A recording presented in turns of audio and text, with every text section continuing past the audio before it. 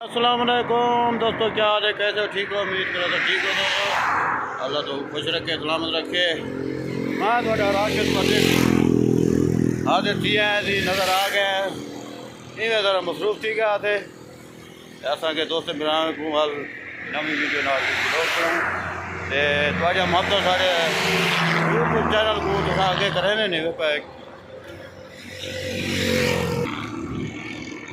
साढ़े YouTube channel को subscribe करे तो जो सब्सक्राइब किया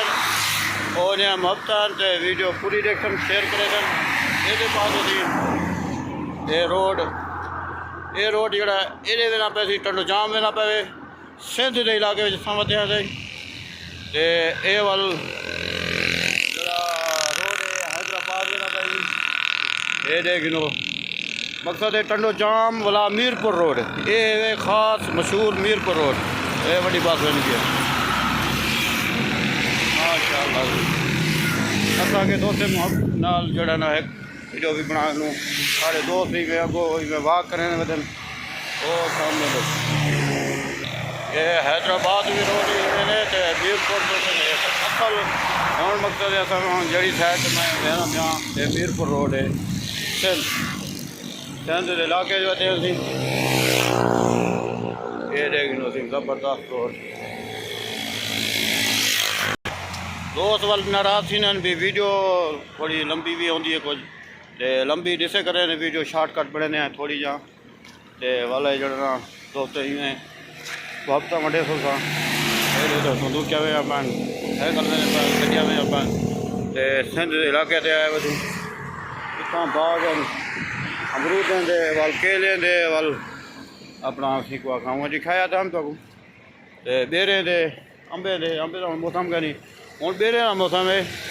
बेर था पैन हाँ पैदा रखे में बदया थी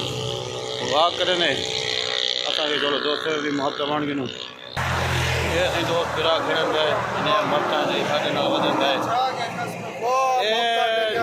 नियाजी साहब बदन जी एडो सरगोदा है वाह वाह दी गल मोहब्बत राशिद परदेसी ने नाल है वाह वाह थी वाह ते मदे पा करेंदू हां सिंध दे इलाके में फिरते टुटे माहौल के लिए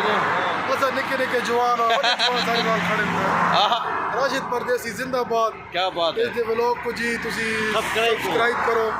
लाइक करो हत्ता बटन दबाने के लिए बिल्कुल वीडियो को वायरल कर दो नहीं जाए सॉरी अच्छा जाए और अल्हम्दुलिल्लाह वालेकुम सलाम खुश है ठीक है ओके ओके करे तुम ये देखी रोड